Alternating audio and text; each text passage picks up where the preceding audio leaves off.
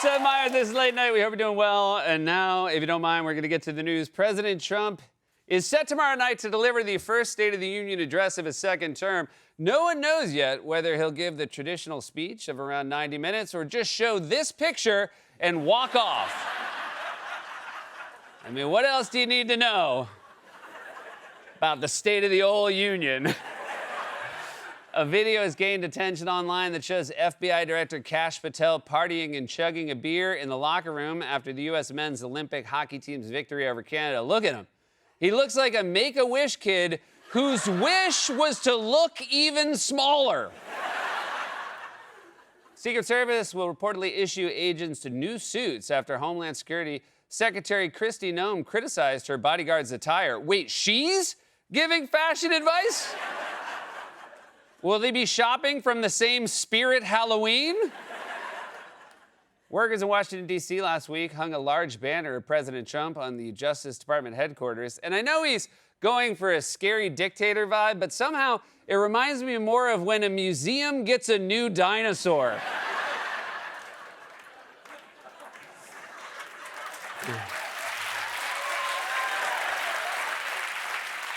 In a recent podcast interview, Health and Human Services Secretary Robert F. Kennedy Jr. said, quote, "I'm not scared of a germ. I used to snort cocaine off of toilet seats.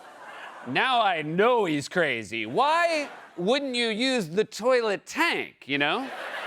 It's flat and you don't have to get on the ground, I've heard." In a new interview, Second Lady Usha Vance said that Vice President J.D. Vance has been perfecting a recipe for Japanese milk bread and said that he makes it, quote, almost as well or as well as some of the restaurants that we get it from. Well, yeah, because when you eat it at home, it doesn't have any spit in it.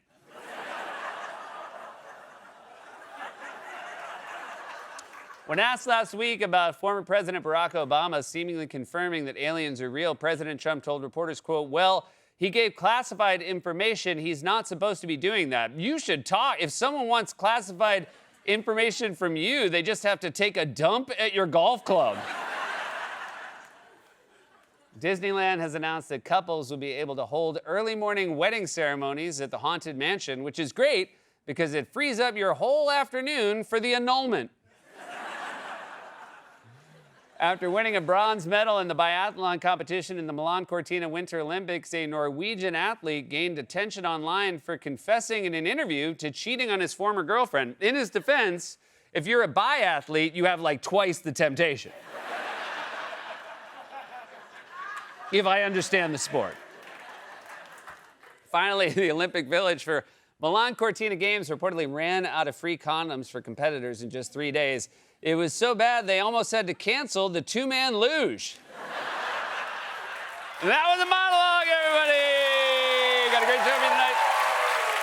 He's the host of Last Week Tonight. My very good friend John Oliver is back on the show. He is a talented writer and comedian you know from his work on Saturday Night Live. Ben Marshall is also joining the show. First time for Ben. You know, before we get to a closer look, which we're going to do real fast, I was lucky enough, I got to go to Milan, got to go to the Olympics, got to see the U.S. women's team win gold, one of the most exciting things I ever saw live. And you know, I don't want to brag, but I was kind of walking around the arena. I sat in the regular seats, you know, I'm a man of the people. I wasn't up in one of those luxury boxes. One, because I like to interact with people, and two, not invited. Did not have the credentials for the luxury box. But I was very nice because, you know, I was walking around and Americans were stopping to say hello. Canadians were stopping to say hello. A lot of Scandinavians were stopping to say hello. A lot of people wanted pictures. I enjoy that a great deal. I like talking to people. Italians had no idea who I was. And which is fine, except they were curious as to why other people knew who I was. And so I kept having these moments where people come over and go, who are you? Who are you? And I was like, oh, I host a television show. And then they go, all right, I'll get a picture. And I'm like, don't do me any favors. Like sometimes they talk about it with their friend, like TV.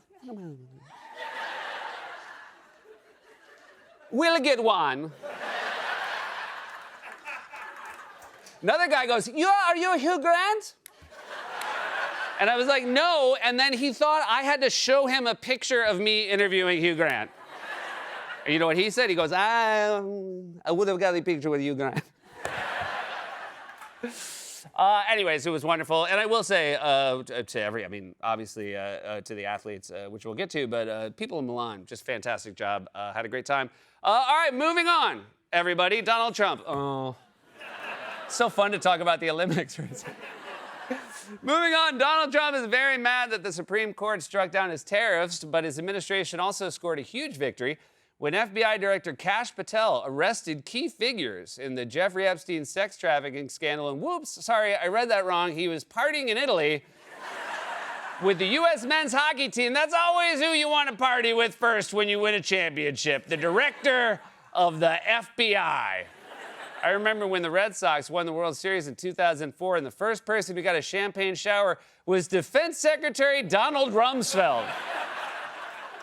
For more on this, it's time for a closer look.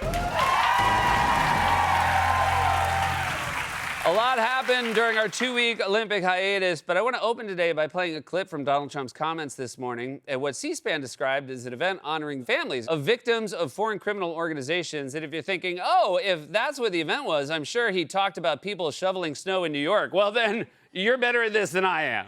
You know, the mayor of New York, and he's a very nice person. I met him, but his ideology is not too good. But we're having a massive snowstorm right now, and I heard that he's asked people to come out and help shovel the snow. Okay, so you get a shovel and you start shoveling, right? What the hell? You're not going to help too much, but you can help. What do you mean you're not going to help have you never heard of shoveling snow before? Very surprising, because you dance like you're chipping ice off your windshield. So, that's the first time any of us here saw that. So Trump may not thrive in winter weather, but as for people who do, congratulations to our American Winter Olympians, including Jordan Stoltz and Michaela Schifrin, Alyssa Liu, the men's and women's Olympic hockey teams. For me personally, the highlight was bobsledder Lena Myers-Taylor's win, because I've always said if a Myers is going to win a gold medal, it sure as hell isn't going to be me. And it sure as hell wasn't going to be in the bobsled. If you want to know how a former Weekend Update anchor would do in the bobsled, please listen to a few seconds of current Weekend Update anchor Colin Jost screaming during a practice run.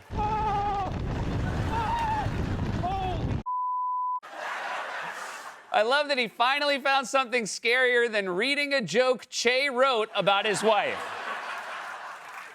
Now, American athletes were well received in Italy, but American non-athletes were met with a less rosy reception, like J.D. Vance, who appeared on screen for only a few seconds, but still received what felt like hours worth of booze. A Winter Olympic gold medal in an individual sport. What an honor for her. There is the Vice President, J.D. Vance, and his wife, Usha. Ooh. Those are not, those are a lot of boos for him. Whistling, jeering, some applause.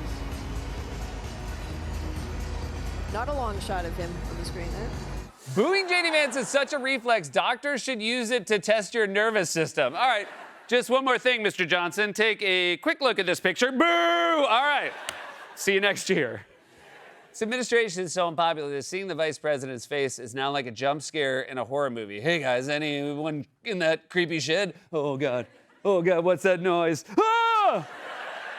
He uses the same eyeliner as Pennywise.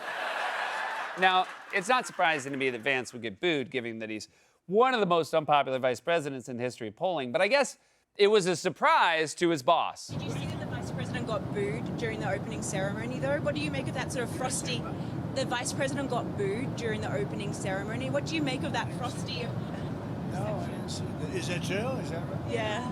It's surprising because people like him. Well, I mean, he is in a foreign country, you know, in all fairness, but he doesn't get booed in this country. Couple fact checks. First, people don't like him. Second, he gets booed a lot in this country. And third, you for sure saw it. You watch more television than any other person alive. You are a human DVR. The T in TiVo stands for Trump.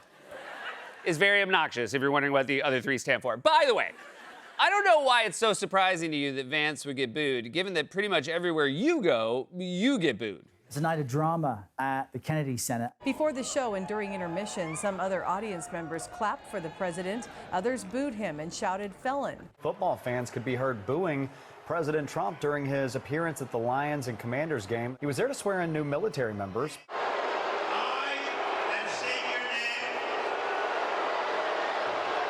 Donald Trump ventured out from his Bedminster Golf Club just to get booed at today's FIFA Club World Cup final in New Jersey.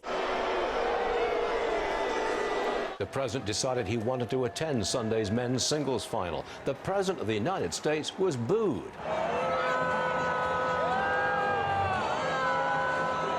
President Trump met with protesters while dining out in D.C. for the first time.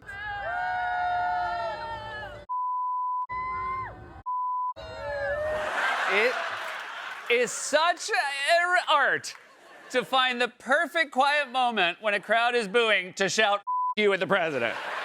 They absolutely nailed that one. Perfect execution. Can we see the scores from the judges? Very well done. There you go. And if Trump is wondering why he's getting booed everywhere, the reason is simple. He's just very, very unpopular. Trump's net approval rating. Look at all the pre-SOTUS polls, the State of the Union. Look at this. Okay, we're at this point. Look at that. Negative 27 points. My goodness gracious, the snow is up to the knees here in New York City, and Trump seems to be well underneath it at this point. Love the snowstorm tie-in. Was this segment co-sponsored by the Weather Channel? But don't worry, Donald. You're in a hole, but you can dig yourself out of it, right? And if you were to dig yourself out of it, how would you go about that? So you get a shovel and you start shoveling. What the hell? You're not going to help too much. Trump is reeling with historically low approval ratings. One of the biggest reasons is his massively unpopular tariff policy, which was just dealt a huge blow by the Supreme Court. Breaking news, the Supreme Court handing President Trump a major loss, ruling he does not have the power to enact the sweeping tariffs he unveiled last April. A devastating blow to President Trump's economic agenda. The Supreme Court ruling most of his sweeping tariffs are illegal. Trump lashing out at the justices, calling them unpatriotic and disloyal. I was surprised because I thought that what we did was number one, according to, I read the paragraphs. I read very well. Great comprehension. I read everything there is to read, and I said, we can't lose this case. Man, that's how you know someone's a book lover, when they read all the paragraphs. The other day, I was reading in bed with my wife, and when I finished, she said, how was it? And I said, I read all the paragraphs. I had great comprehension. The words were all in the right order, and I enjoyed the sentences a great deal. Sounds like an alien pretending to be a high school sophomore. All right, Kevin, tell us about Catcher in the Rye. I enjoyed the book. It contained many human words printed on the skin of a tree. When I was done comprehending all of the paragraphs, I consumed the book through my mouth hole. Speaking of aliens, Trump also made news over the break when he hinted he would release files related to the existence of extraterrestrials. Last night, President Trump posted online saying he has directed the relevant departments to release files related to alien life and UFOs, explaining that this decision is based on the tremendous interest shown. Oh, that sounds exciting. I'm going to read all of the paragraphs. And if you're wondering why he would release that now, I point you to a clip from this show a few months ago. I honestly think we're one more Epstein story away from Trump just announcing that UFOs are real. And look. I do not have the ability to predict the future, but just in case I have magic powers, let me just say, because you know more is coming, we're one Epstein story away from Trump saying, I don't think I'm good at this job.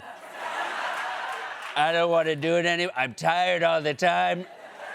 Nobody likes me, and on top of that, my hand is so up, you guys. That's why I can't shovel snow. And now we just sit back and wait. Trump's FBI director is partying in Italy while his administration reels from historically terrible approval ratings and a major setback from a Supreme Court that's dominated by his own handpicked justices. Trump is basically a guy going downhill on a bobsled screaming. This has been A Closer Look.